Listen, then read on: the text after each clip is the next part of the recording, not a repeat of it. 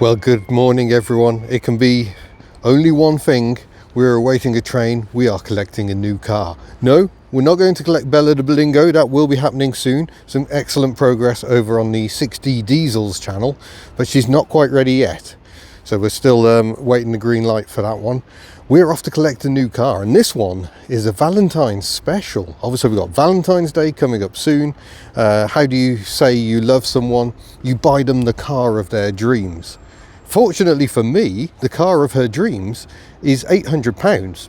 So I bought a car £800, sight unseen, but sort of history known, because we've seen this car go for a raffle. We bought tickets for this car in a raffle recently, and I'm not going to tell you much more, it'll ruin the surprise, but yeah, we are going to go and have some fun. I say it'll ruin the surprise. What I do is I change the thumbnail, so you early birds who are watching this will be coming along for a game of guess the car, and then a bit further down the line we'll do a general reveal of what the car is in the thumbnail, in the hope it might attract people in, because it is such a highly desirable vehicle.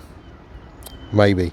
So yeah, the lady does not love Milk Tray. In fact, she actually likes these cars, so we shall go and collect one. It's a car we've driven on the channel before, the type, not the exact spec, but that doesn't really narrow it down, because we've now done over 500 road tests, I think. It's a crazy number, so go and check those out if you want. But yeah, I've got many hours on public transport. I've already been on the bus for over an hour this morning just to get to Aberystwyth. That was fun. But then I discovered the bus drivers just bought a Volvo Amazon, so you know, mixed reviews.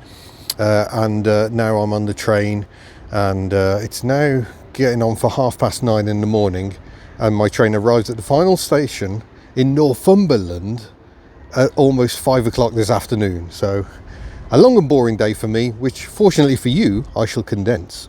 The question is, are we going to be on one of the rattly old class 158s, which are at least comfortable, for the next 3 hours to get to Birmingham, or are we going to be on one of the 197s? They are starting to slowly introduce them. I don't know if they're still testing them on the Cambrian line. Cambrian line has a unique signalling system, which is incompatible with anywhere else. It's a 158.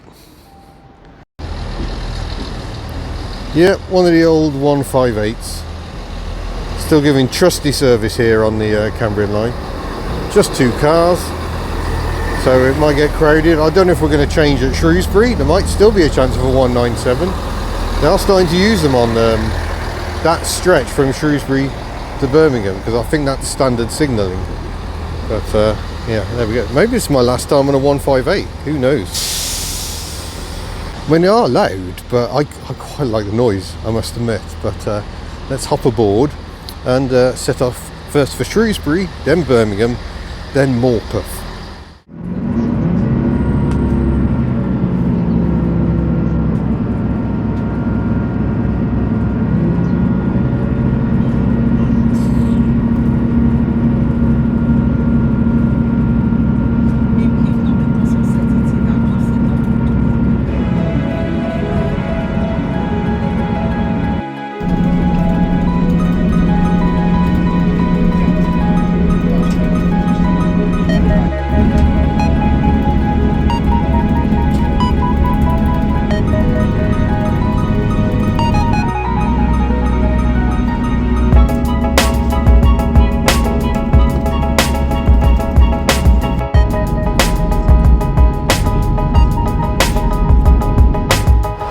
Well, we've reached Birmingham, and the train actually got longer on that journey.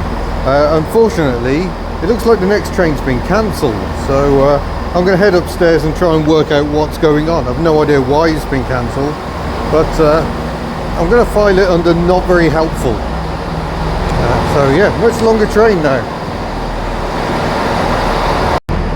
I guess it was just going all too well, folks, but now we're at Birmingham New Street. Huge station, so we've gone from the beauty of rural Wales to a big old city, and yeah, try and work out what's going on and get some food. Well, this reckons it's all right. That one to Dundee is our train, so I guess I'm going to focus on finding some lunch, and I think this is Next train, yep. Dundee. We're going to be on a Voyager. We're looking for coach D. Incidentally, I've split my ticket today. It would have cost over £140 for this journey. Oh, there goes D. But because I've used a split ticketing website, it's brought it down to about 80, which is quite the saving. I think you'll agree. So not due to depart for 10 minutes.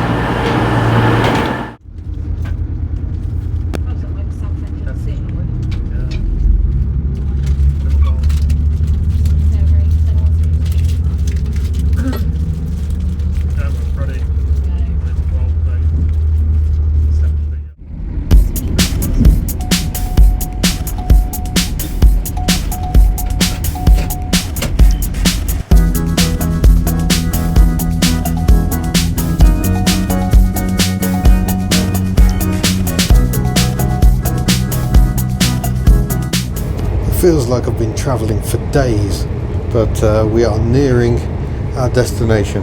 Here's a handy map. So we started off over here in Aberystwyth, crossed Birmingham, all the way up to Morpeth here. The train itself has come all the way from Plymouth, so we joined it in Birmingham. But yeah, it goes all the way up to Dundee, and this section is closed for flooding. It's just really bad weather. I can see plenty of flooding on the way up. Very difficult to film it though, because travelling at 125 miles an hour, by the time you've seen the water and pick your phone up, the water's several miles behind you. But yeah, I'll be very glad to get off this train. And that's us outside in the rain here in Morpeth, where old buildings are apparently about the place.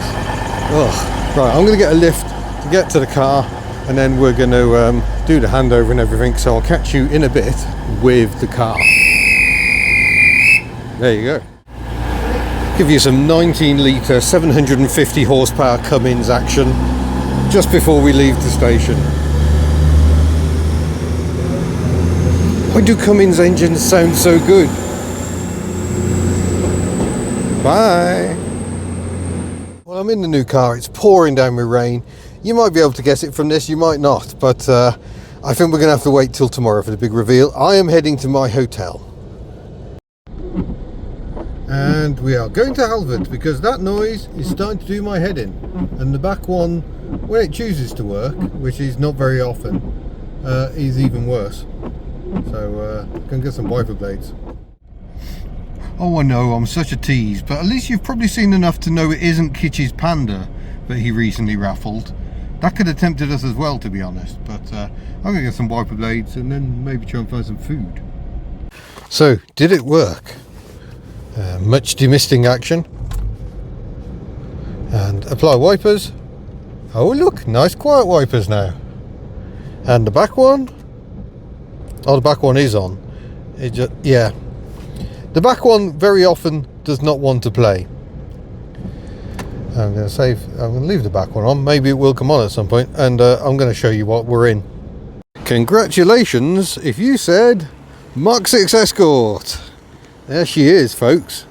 This is the ex-Craptical Classics raffle car. We bought tickets for it. We did not win, but it's okay because we are now winners. We have the Escort in our possession. It's an LX. It's been painted a bit weirdly. It's had sills. They're painted black. The bumpers have been painted black, and I think Craptical Classics added this black here as well, because they had the roof painted silver. Unfortunately, the bonnet also needs painting, but it's all right. It's no, you can see it's rubbish. But yeah, there we go. It is a 16 valve. It's a 1.6 LX, which means it's got some toys. It's got the previous owner added this wonderful sticker, which I'm very happy about. But why aren't you working? You're turned on. I don't understand. Edwards Ford Salisbury at some point. There's some talk of it having a life in Guernsey at some point. So let's go wider. It's got some nice actual alloys or steelies. They are steelies, but very nice hubcaps. We've got another set of hubcaps in the boot. We've also got two front wings in the back. Previous owner was going to replace the wings because they're a little bit bubbly down here. seems a bit extreme. I think we'd just try and touch those up. But this is the car Miss HubNut has dreamt of, if you can believe it. She absolutely adores these cars, and she had one before I came into her life. There was one which was very dependable and much loved, but will this one follow suit? I don't know. The rear wiper has tried moving a bit. There's got to be a loose connection there somewhere, because it operates something. It always goes and then parks. That's the first time it's just jammed up. But yeah, there we are, folks. We've got a Ford Escort. I think I'm going to get back into it now because I'm getting wet. So here we are inside it with the lovely green glow. Actually, I don't like that. I've never liked that. It's a floodlit dashboard, which is very peculiar. So there's a light at the top that shines light onto the dials. I think it looks a bit weird myself. Not a huge fan. All the spindly little needles, but it's not for me to love it. Airbag, modern head unit which bleeps every time you turn the ignition off. Love that. Heater controls, fog light buttons over this side, but it can't focus on because they're there. There we are. We've got electric front windows and boot release and central locking, 5-speed gearbox, and a little clock. That's not actually the time. I don't believe there's a passenger airbag, but there's a glove box. We're probably best off. There's a sunroof. I'm hoping it doesn't leak. I haven't really had a chance. The fact it's steaming up suggests it might do. The rear wiper did go once, I think, but it's nonetheless not going. No, that's me. That's the rear wash. Nothing doing. No rear wiper. But the front wipers are much improved. I'm not sure what's going on with the revs. Now they've settled down again. It's the 1.6 Z-Tech engine. No triangle of doom, good overlap. And yeah, there they are, wiping away. I've had to buy Bosch blades because they haven't got anything else in a 20-inch. So despite my frustrations with Bosch, I've had to go Bosch. But there we are. But yeah, the rear wiper still shows no signs of life. Disappointing, especially in these conditions. But I need to try and find myself some food because I'm starting to flake a bit, and then get to my hotel. And then tomorrow we're going to drive the best part of 300 miles back home. We've so far driven 28 miles. I did 8 miles before putting petrol in. So we'll find out what the economy is like on the way back as well. And I'll give you more driving impressions tomorrow. But that's where we are, folks. We are in a Ford Escort 1.6 with a rear wiper that does not always work. It's working! It's working! Oh! Why did it stop? I don't understand. It was going and going and going, and then it stopped. Why?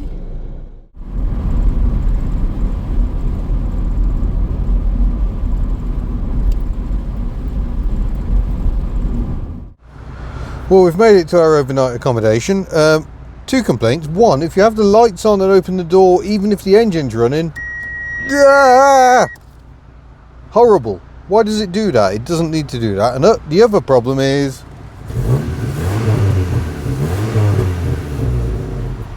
we seem to have a really bad exhaust blow developing. Also almost lost one of my new windscreen wipers, but it's all right. I managed to come off the A1M. Of course it was on the motorway section and sort it out, but yeah,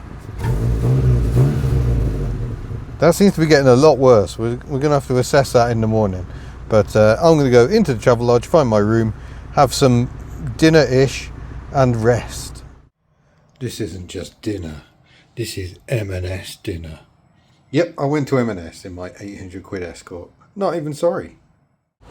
Well, good morning, folks, and welcome to a slightly chilly T-Bay, but not T-Bay services. I'm actually at junction 38 truck stop, just before you get on the motorway. I've just had a bacon sandwich here. It's a bit dry, but otherwise fairly good. Yeah, we've already done 100 miles. I've been driving in the dark this morning. No point trying to film. It was dark and wet. It seems to be drier this side of the country. What we've effectively just done is cross the north of England. So from Northumberland, where we were, I think we'd come down a bit, possibly out of Northumberland, over to Cumbria this morning. So T-Bay services is not very far away. but nonetheless, here we are. So we have a bit more of a look around the car in daylight.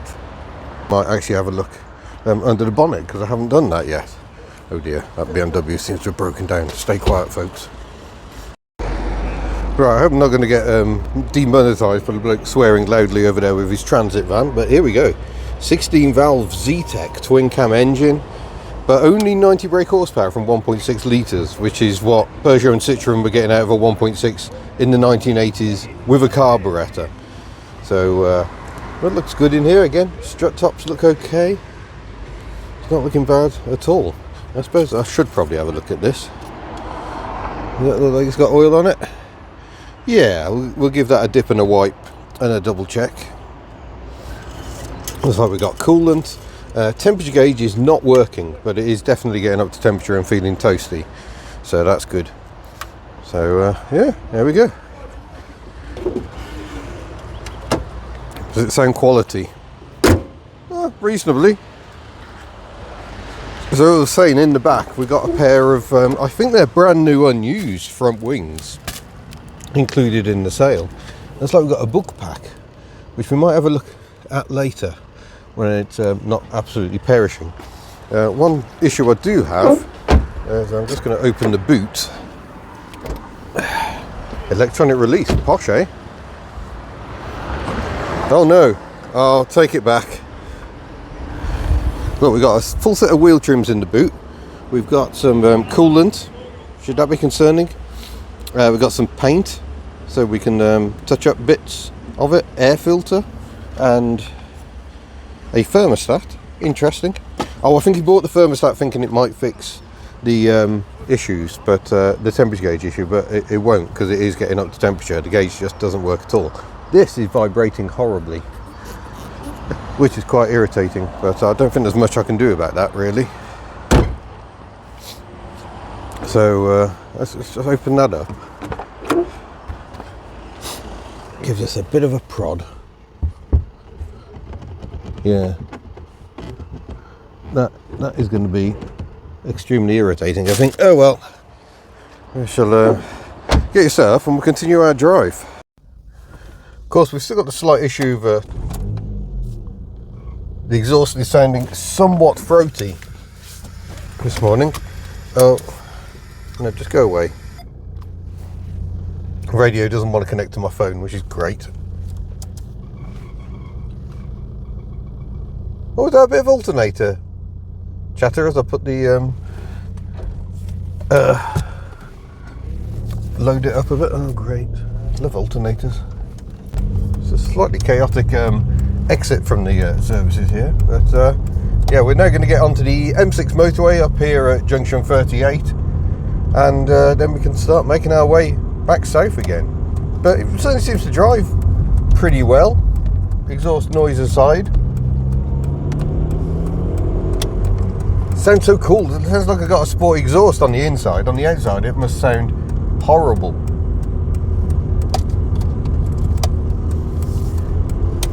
Weirdly, we go across a cattle grid on the slip road. There we go, keep those pesky sheep out.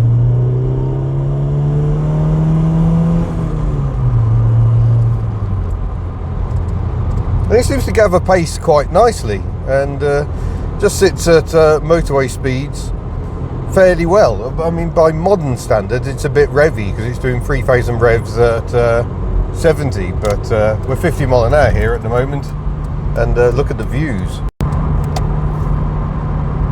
How's that, eh, folks? Try and give you a slightly better angle. It is lovely. I love this part of the M6. We're 30 miles north of Lancaster, so we are still a long ways up. But unfortunately, the beautiful A66 and A685 route I did this morning was entirely in the dark, so this is my first time really driving this car in daylight. I apologise for the state of the windscreen, folks. That's terrible, isn't it? Let's try and do something about that. Now I've got my new wiper blades. Do you remember when we came up here in the Hyundai Insta? All this was closed off for a collision in the roadworks, so we had to divert around it. It was, yeah, Not much fun, I'm going to say. But we'll see how much fuel we end up using. We've almost used a quarter of a tank so far. Done just over 100 miles since filling up. Cost about 60 quid to fill up, I think. Whereas the train cost over 80 quid, and I had to be on a train. This is infinitely preferable, just because you've got the ability to stop when you like, do a bit of sightseeing if you like, and you're that much more in control. I mean, yesterday I just spent hours and hours sat in one place. It was not healthy. Whereas today I can get out, stretch my legs a bit. There you go, 70 miles an hour. Well, the car is getting increasingly absolutely filthy. I think a pterodactyl flew over us and emptied its bowels at one point. But we have made it to Llangollen in North Wales, and I'm very pleased about this. It's driving really well, apart from the obviously very, very noisy exhaust. But I thought, I fancy a bit of a stop, a stretch of the legs. I've been driving for hours. It was about 2 hours since we stopped at the truck stop.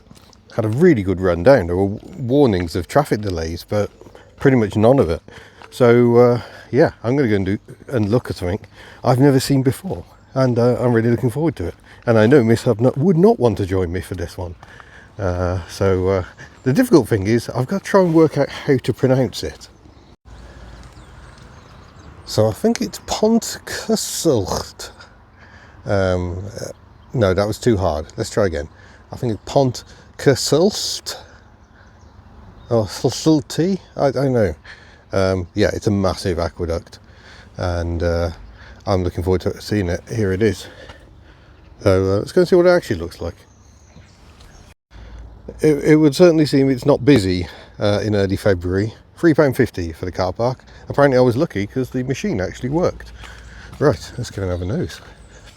Absolutely perfect. I walk along the canal, because canals very much the motorways of their day, which is why this was invested in.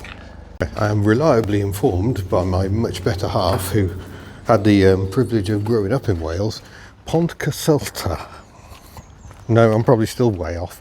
I'm trying. But something of that ilk. You've got the double L, so that's a sound. Same in Llangollen. You blow through the L is the easiest way to describe it. Oh, I reckon there might be toilets. That could be handy. There's no shortage of narrowboats, that's for sure. Blimey. It looks like they're still building the toilets. Never mind. On we go. Obviously boat trips and stuff abound around here, but yeah, that is a lot of boats. I presume it's this way, keep following the water. But this is a UNESCO World Heritage Site. Now maybe if I planned ahead we could have actually hired a boat, but you can actually walk across it, because obviously there would have been a towpath, because they're called towpaths because the horses would have towed the boats back before engines really became a thing. And they were hugely important to the Industrial Revolution, because the barges allowed you to move lots of stuff great distances, not very quickly, but a heck of a lot quicker than horse and cart. So yeah, they really were the thing. Right, I'm going to keep on wondering. There is a visitor centre, but that's closed as well. And then I think we're going to go beyond to it. Let's go. Go this way a little bit.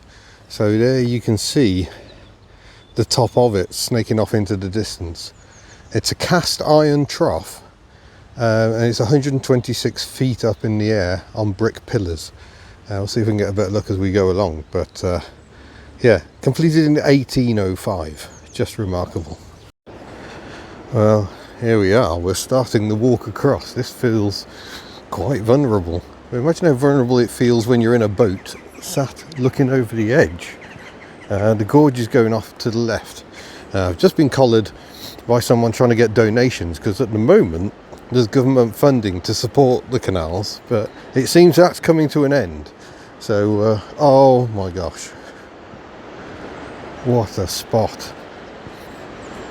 But obviously that doesn't look very navigable by a narrowboat, does it? So they relied on this super highway of 1805 to get you across Wales. And I think, certainly in the northwest, I think this is about as west as it got. There must have been a source of coal here, perhaps. More than likely been Wales. Or maybe it was the slate. But certainly there was something that was enough value to build this structure above the river. And try not to drop my phone. Yeah, that's what we're sitting on. There is a pathway to go and look at it. We might do that as well.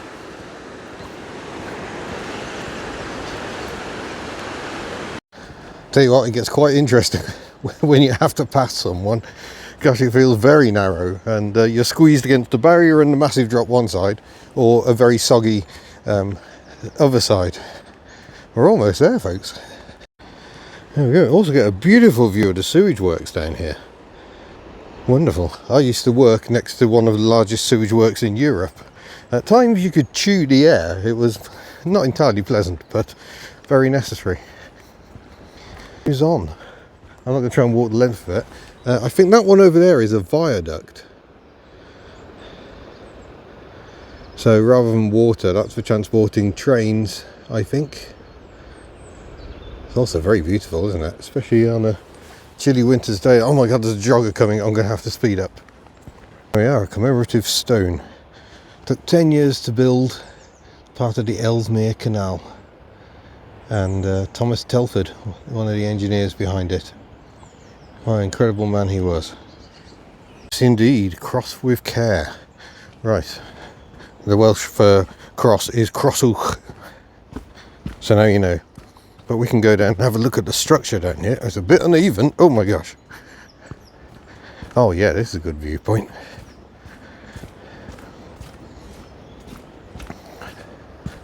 Look at that. Of course people have graffitied it because morons. Hey, it's 200 years old. Let's spray paint on it.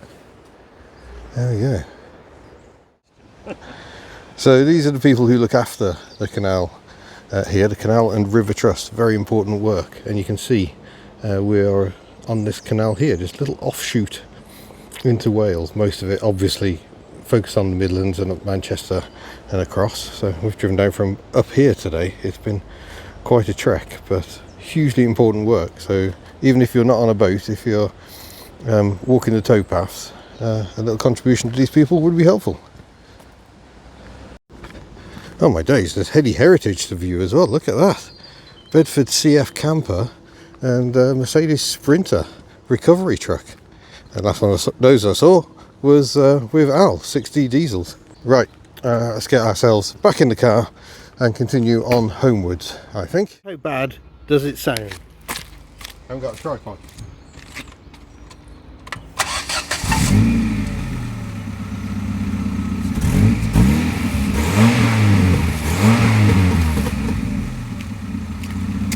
Sporty!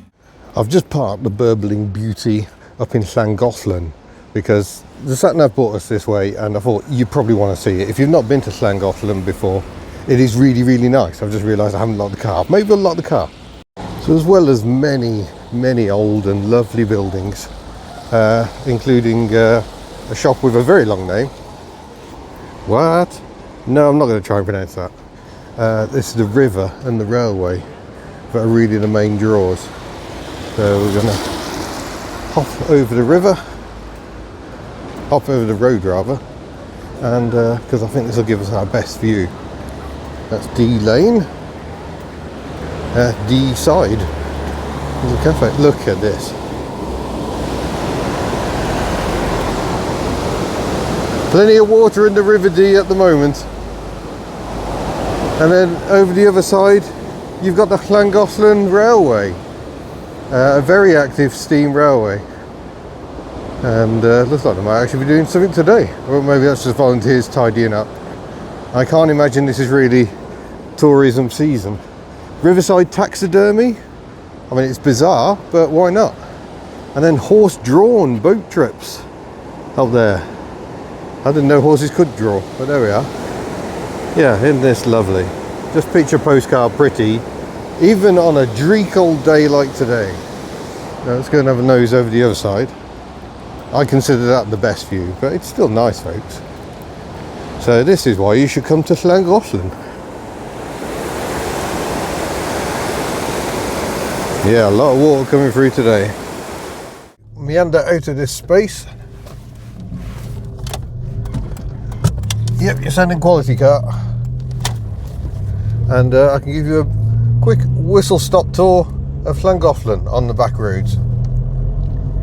Lots of lovely looking businesses here. Bit unfortunate for me, it's a bit early for lunch. It'll be a nice place to stop, but it's only just gone 10:30 because we set off so early this morning.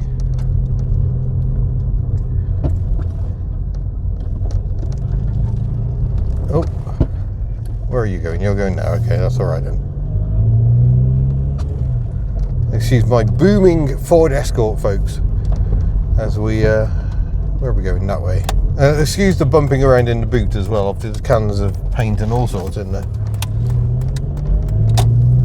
Right, I think we're going to hook back onto the A483, possibly. Oh no, A5 to Oswald Street, I think will be our road of choice. It is a truly lovely part of the world. I've been here many times over the years, including way before I actually lived in this part of the world. It is very nice indeed. So somewhere else for you to visit when you come to Wales. I'm getting told off because I put a video up showing how lovely the roads are around Llynbrian, but yeah, it's just as nice around here, if not quite so remote. It's a Dacia Docker.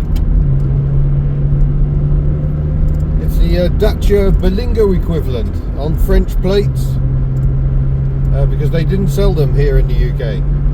So that's a nice spot. And we just saw a Renault 11 Turbo, and I'm a bit annoyed I wasn't recording.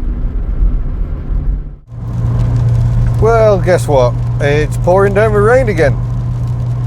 It's just never ending on this, well, this year. I think we've had 41 days where it has not been dry. I think actually we've had the occasional dry-ish day, but the UK as a whole has not had a dry day for 41 days. Not quite arc levels, but it's getting a little bit tiresome now. Oh, rear wiper update. Now it operates, but it doesn't park. Oh, apart from when it did. No, it works fine. There we go. All I had to do was film it. I think I know what the problem is, and I'll show you if it stops blooming raining. Richard Parry Jones was the man behind incredible fine handling Fords such as the Puma, the original Puma, the original Focus.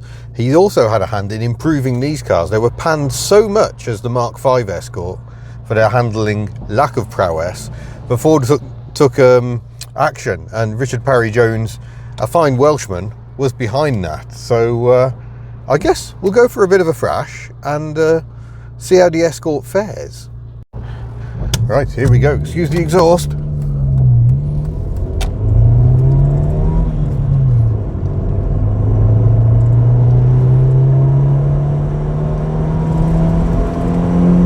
That's 50 mile an hour uphill.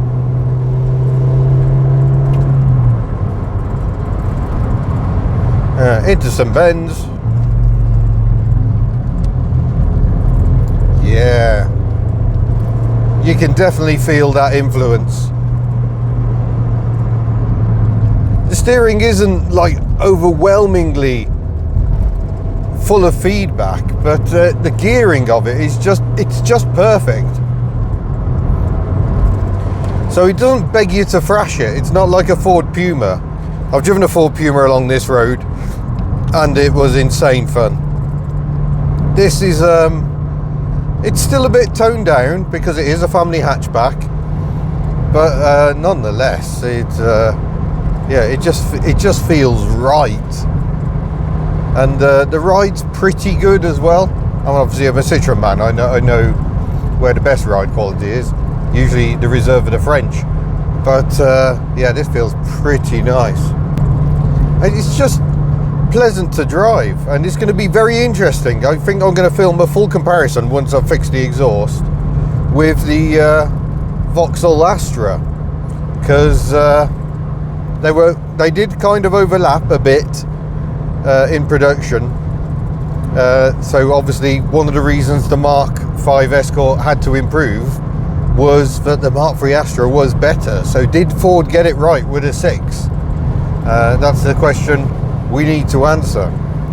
But yeah, it's not a sporty car by any means, but a family car you can have a bit of fun with down a twisty road is still a good thing, in my opinion. I think it's time to get a proper hurtle on. I think we're going to take the Devil's Bridge Road, which is a favourite not just of me, but also Miss HubNut the other day. She had to go to a conference in a Nissan Qashqai e-Power, and she decided to come home on the Devil's Bridge Road and upset one of her colleagues a little, I think, with her antics. She loves that road. I remember her in the Smart. So here we go, we leave the 50 and head on to smaller roads with a 60.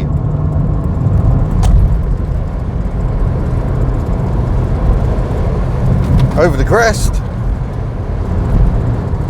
This is known locally as the Splash Road, so let's see if it lives up to its name today.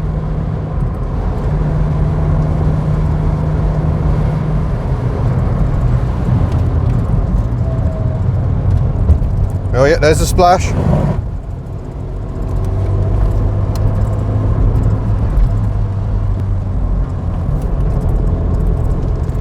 Yeah. Like I say, it's not as live as a Puma or even a Mark 1 Focus, but the steering it's just a lovely weight and beautifully geared. Unlike the gearbox is a bit weird. It seems very gappy between most gears, but then there isn't much gap between 4th and 5th. So it's not really an overdrive gear. The problem, oh yes, this thing here. So the idea is these 3 prongs make contact with those plates down there when you close the tailgate. But yeah, they get mucky and don't make good connections. And then various things don't work, like the number plate lights, the fog lights presumably, and the rear wiper unwash. I think they did it so you don't have to have a loom snaking away all the way down to there, but yeah, it was a crap idea and no one does it anymore. Well, that rattling noise has been seriously getting to me to the point I took the parcel shelf out. It's not that. Someone's fitted some heavy speakers not very well. I don't think those are the original stock ones. That looks far meatier when you get out of the factory. But that's what the noise is. It's that speaker wobbling about. There just don't seem to be enough screws holding it in place. Well, there's just nothing at that end. Is the other side the same? Oh yeah. Oh yeah, look at this. That is not your factory wiring. Boombox. Well, at least I know what it is. And you know another annoyance? You can't open the boot if the engine is running at all. The button here, which I've just pressed, is disabled, and there's no outside button or anything. You can only use the key, so you've got to turn the engine off to use the key. I'm just going to go and shut the boot now. I've just reopened it again. Yeah, that is a stupid design flaw. Why would you not want to open the boot if the engine's running? There's plenty of times, you know, you're doing an airport drop-off or something, someone hops out, and the other annoyance is still the lights. Does it work with the passenger door? No, you can open the passenger door if you open the driver's door. I know I've got the lights on, but the engine's running. Shut up. Annoying.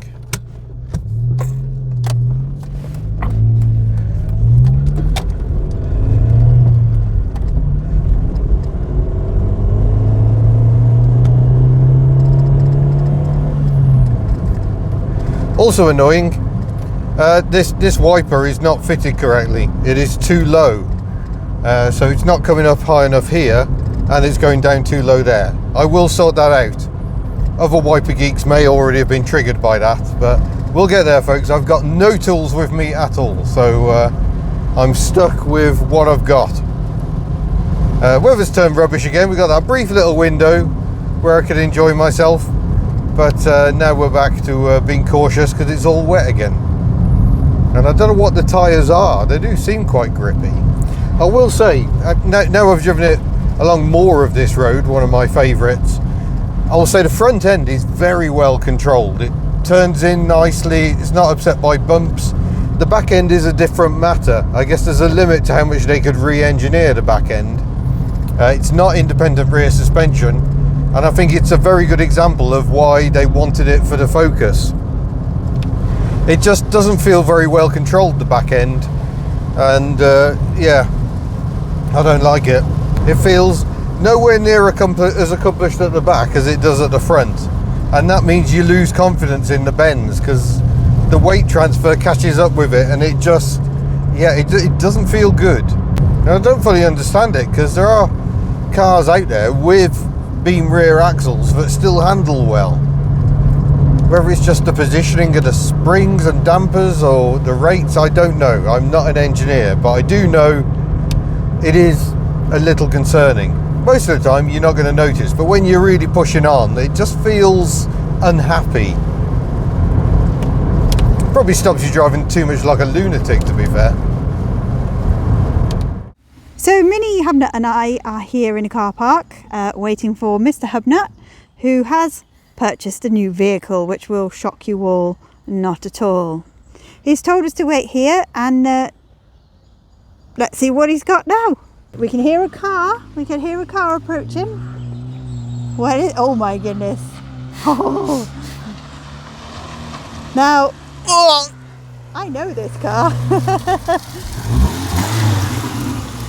This is the Practical Classics Escort. We actually did have a little, well, Ian, as a little love token, bought me a ticket for this car, and it would appear we now own this car. We do. Fantastic. I like it a lot. Fabulous. I actually quite like the bumpers on it. Very excited. I'll go and have a look. Okie dokie, I will.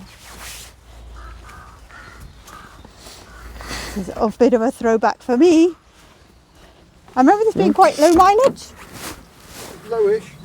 I haven't been in one of these for 16 years or so. Just under 58,000 miles. And it wasn't God rest. LX, wasn't it? But they dressed it as an Encore, is that right? Yeah. Yeah. Lowered the spec. Yeah. For some reason. Now, ours was an LX, so we had the sunroof and all that stuff. So we now own an Escort. That is awesome. Yeah. Is it the best Valentine's gift ever? Do I have to do the, what was it? What was the beer? Maybe. Maybe. Probably, or was it? Probably. Oh, I love the sticker. Yeah, that is so cool. Is that original? We think so. Ooh. Yeah, this is a proper throwback for me. I'm very, very happy. Oh, I didn't even notice the little chef one. Yeah, it's cool, isn't it? So great success. Great success. Great success. So here we are aboard the former Practical Classics, now HubNut Escort. Ooh. Yeah, this is nothing to do with the suspension. This is everything to do with the terrain. It's a good test of the suspension. We're just going over. Actually rode it quite well. Yeah, it's not bad suspension at all. No, it's great. So where did you get this from? I've been all the way up to Morpeth, as everyone who's watched this video knows already. This is the end of the video. Oh, I see. Yeah. Now you've handed over said car. Yeah. Well, I haven't handed it over because I'm driving it. We haven't got you insured on it yet. No, not yet. That will have to wait for a future video. Well, this is, as we all know, one of my dream cars. So I am very, very, very happy with this purchase. Yeah, I feel a bit overwhelmed, to be honest. So as I was saying before we were disturbed by a Tesco van, yeah, this is one of my dream cars and I feel very, very overwhelmed. So Ian is very much looking forward to now, quote unquote, unleashing the power. We are going to give it the beans. 90 brake horsepower, 1.6, let's go. Flip the camera.